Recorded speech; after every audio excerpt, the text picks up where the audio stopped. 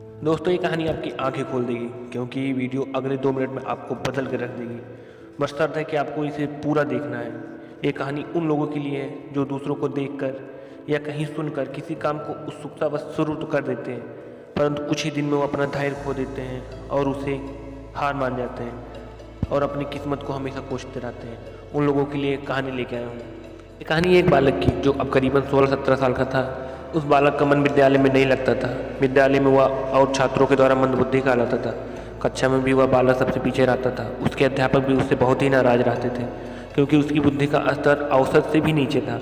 कक्षा में उसका प्रदर्शन हमेशा निराशाजनक ही होता था।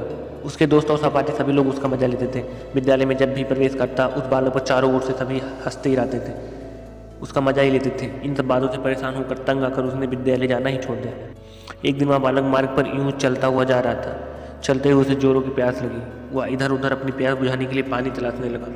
अंत में उसे एक कुआं दिखाई दिया। वह वहां तक गया और उसने अपनी प्यास बुझाई। वह चलता चलता काफ़ी थक गया था, इसलिए पानी पीने के बाद वहीं पेड़ के नीचे बैठ गया। तभी उसकी नज़र पत्थर पर पड़े उस निशान पर गई, जिस पर बार बार कुएं से पानी खींचने के कारण रस्सी के निशान पड़ गए थे। वह मन ही मन सोचने लगा कि जब बार बार कुएं से पानी खींचने से पत्थर पर निशान पड़ सकते हैं, तो निरंतर अभ्यास से मुझे विद्या भी आ सकती है। उसने अपने इस विचार को गांठ बांध लिया और पुनः विद्यालय जाना शुरू कर दिया। उसकी लगन देखकर अध्यापकों ने उसका भरपूर सहयोग दिया।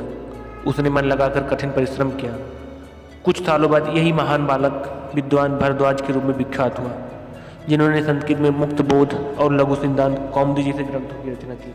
इस कहानी का अर्थ है दोस्तों कि अगर धैर्य और लगन और परिश्रम से कार्य किया जाए तो उन पर भी विजय प्राप्त कर हम अपने लक्ष्यों की प्राप्ति की जा सकती है, जो एक समय हमें असंभव लगता था। सामान्यतः यही होता है कि लोग बड़ी उत्सुकता से काम तो शुरू कर देते हैं, परंतु कुछ ही दिनों में धैर्य खो देते हैं और अपने आप को कोसते रहते हैं।